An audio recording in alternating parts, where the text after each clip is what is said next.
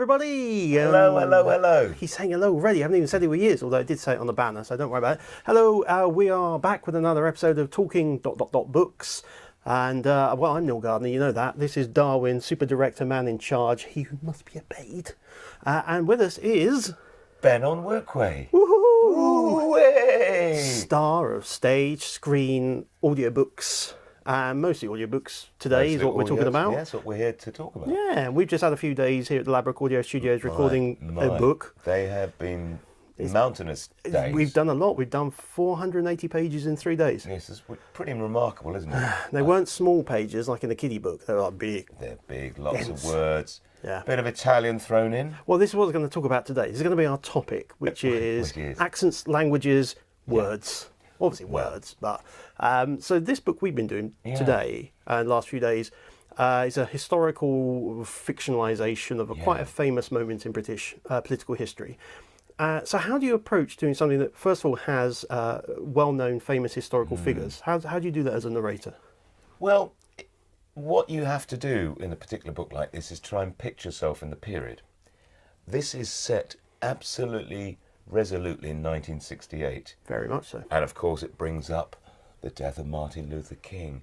It brings up at the centre of the piece the speech, the Rivers of Blood speech by our great politician Enoch Powell. So we're in kind of mostly in Wolverhampton, Birmingham so it's set area. in the Midlands area. Yeah.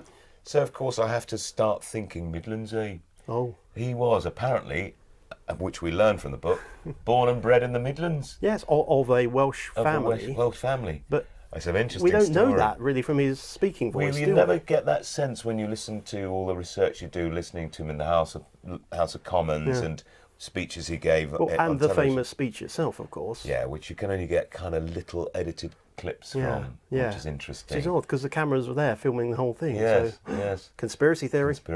Who knows? Who took it?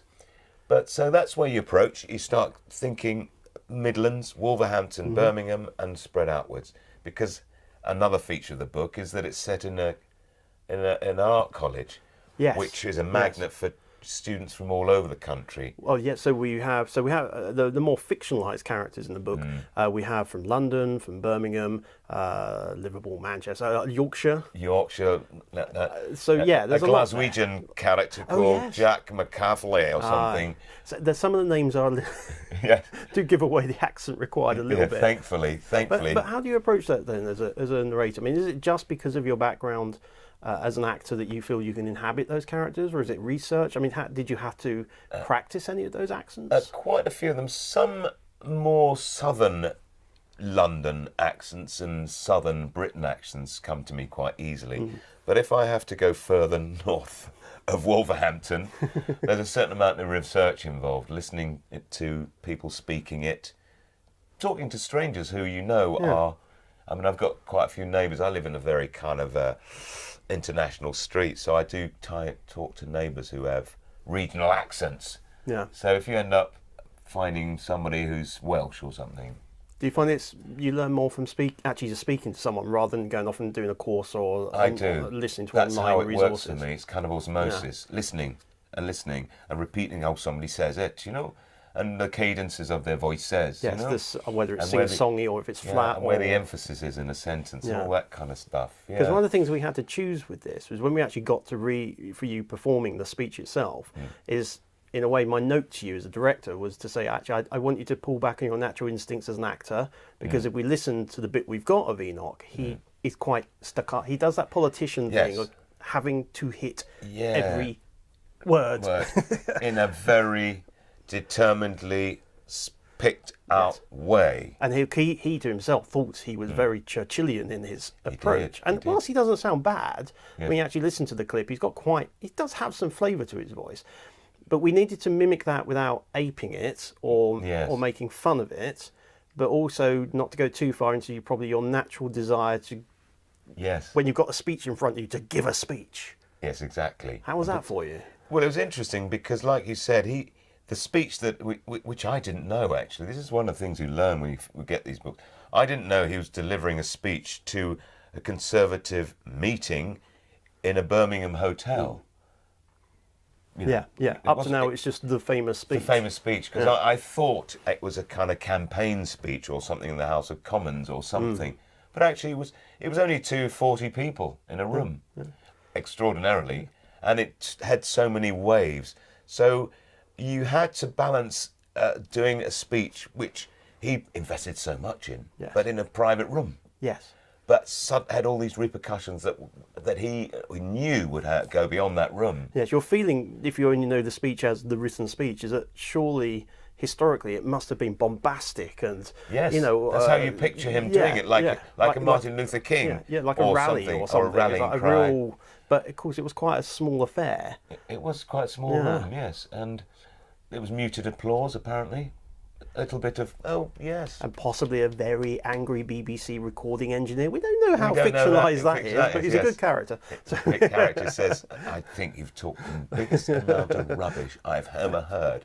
Oh, really? So doing a book like this, which is obviously touches on some particularly difficult areas in even in modern day politics, how do you approach that again as an actor, narrator yourself, but also obviously as a gentleman of colour yourself? Was it something you had to think about? Is it something you're happy to do? Does it not matter? As soon as the title came my way, I was absolutely threw myself at it. Because I've always been fearful of that whole speech episode. Yeah. I was 10 at the time. Okay. So it had some sort of impact in my household. So you were aware of it, yeah. But I didn't watch it. I didn't live in a house with a television, so I hadn't seen it. No. But I heard adults talking about it and the fearfulness it caused, and those sort of things you kind of put to the back of your mind as you grow up. Yeah, absolutely. And so it was good to revisit it and look at it through the lens of the 21st century, which is exactly what this writer does. Yeah, and does it very well. He frames it with exactly, God, I don't know how many years it is, 50 years later. 68, yes. Or something. Yes. An MP who succeeds him in the same seat in Wolverhampton South West. Yes, who of course is a Sikh gentleman. Sikh gentleman has to deliver his maiden speech. That's how the book ends. Spoiler! I think we know that one though. I think Paul Apple's quite well known. He's well known. Thank goodness for that. But no, that's the way he frames it, and that almost brings tears. I struggled to do that chapter. I really did. Actually, that's right at the very end. That was quite interesting. Very, very emotional. Listening to this man's preparing to do a maiden speech in the light that it's inevitable that everybody expects him to talk about Enoch Powell's speech. Yeah, interesting. Because that was his predecessor. See, since that was actually, I was expecting there to possibly be some emotion from you on some of the use of quite strong language and racial language and slurs. Yes. There's not a lot of it. The author's been very careful. There are 3 or 4 expletives used very sparingly but powerfully. Yes. Quite shockingly in a way, but in the right place. But there's where I was kind of thinking, well, maybe you might get a bit angry or upset or even ask me, do I have to say that? Obviously, I know you're a professional and you're going to you prep so you know it's coming up. But then actually your emotion came out in that last chapter. That was the only bit, I think, really interesting. That was the only bit that suddenly made it like a raw emotion. Because this guy, and we had a little insight into his background. It's a bit like we talk about our current Mayor of London. Yes. Lovely Sadiq Khan. Lovely Sadiq, who's the son of a bus driver. We know you're watching, Sadiq. Sadiq, if you're watching this, we love you. More funding for audiobooks. You know what you need to do, Sadiq. And thanks for the buses. But anyway, we know his story, because that's in public life now. And this chap's story is very similar. And it's just the raw emotion when he says he was the kid that was put in the remedial class at 7 because he came from a Sikh household. Yeah, the expectation of failure. The failure was built into the expectations. So there's the raw emotion of him having to deliver a maiden speech in the House of Commons, which he's devoted to and loves the concept of, and his heart's pounding. I found that very emotional because he thinks of his children and his father and how he managed to get there. And of course, a reference to John Major is always welcome. Wow, it's always good, isn't it? No mention of other We stay away from that whole area. He was a sexy boy. No, and it's a bit Tory-laden, the book. It is, but it has to be because of the nature of the beast. So moving away from this book we've been doing recently, you've got a massive list of titles to your name if you go to Audible and have a little Ben Onwukwe search. Quite a wide range of stuff. Is there any particular genre of audiobook you really like to be offered to do? I've found myself getting the most pleasure from doing sci-fi.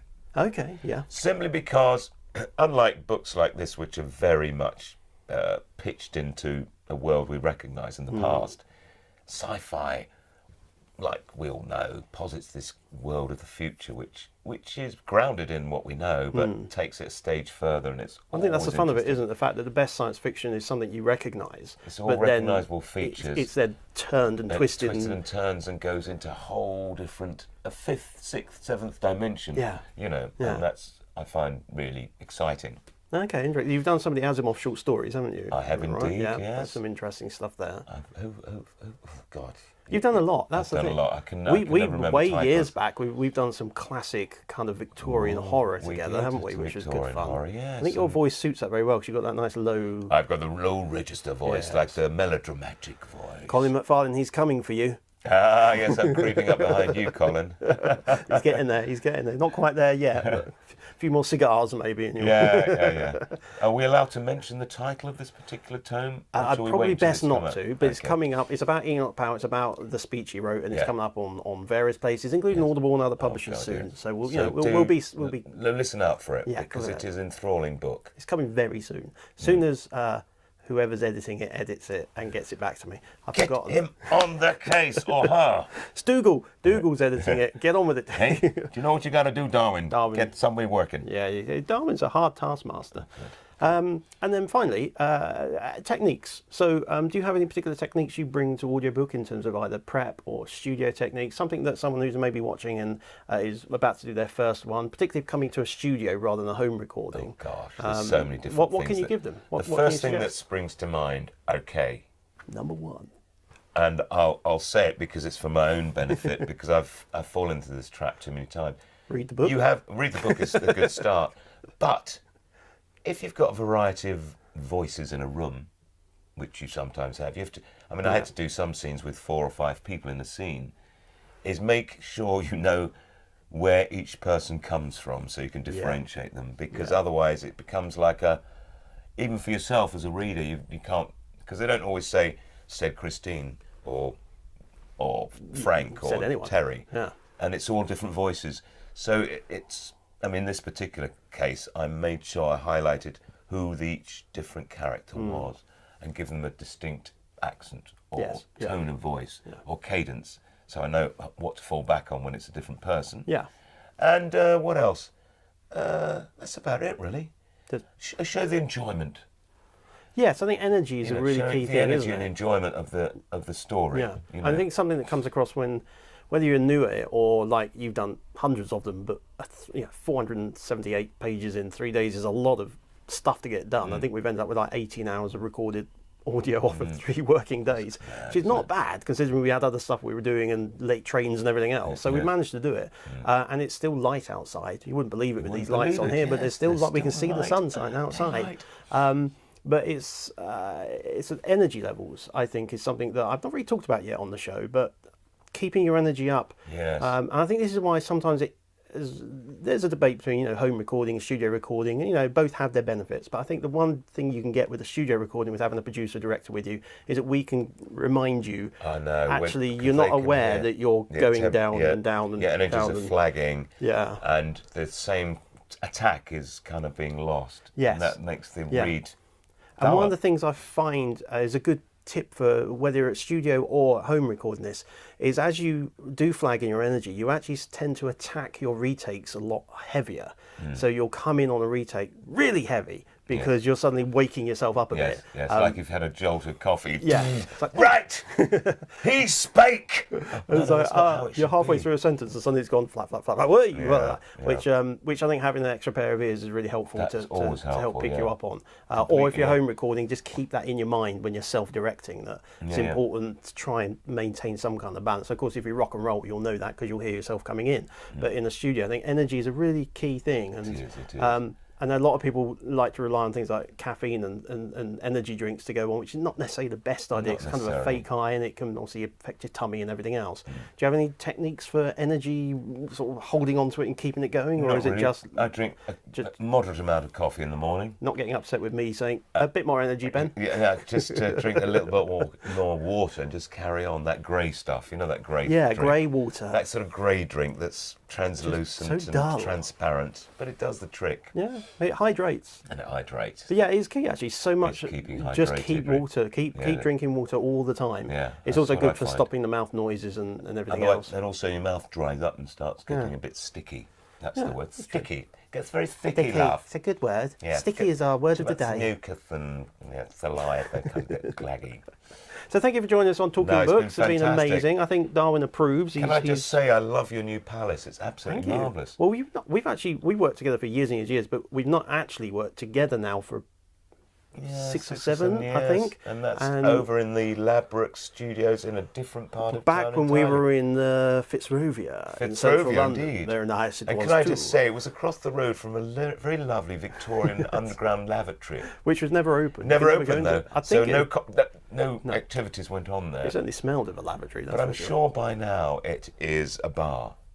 Well, there's a bar above it. I always assumed that they kind of... But no, it's just a wasted sort of underground space. Wasted our chance. I did say to my old boss back in the day, we could use that. We could use that, yeah. What could you use it for? I don't know, but something. It's cool. Storage of some kind. Anyway, but now you've come here to lovely sunny Croydonia. The joy of the south. One of the tallest buildings in London's going to be appear here somewhere. Yeah, more building work. Come to Croydon for the building work. Come to Croydon to see the most fantabulous building work. Genuinely joyous. But no, thank you very much for coming along. Right. We're going to see you again very soon. Hopefully see you again soon. And I think we should just go home. I think we should. Ta-da! Bye! See ya! Bye!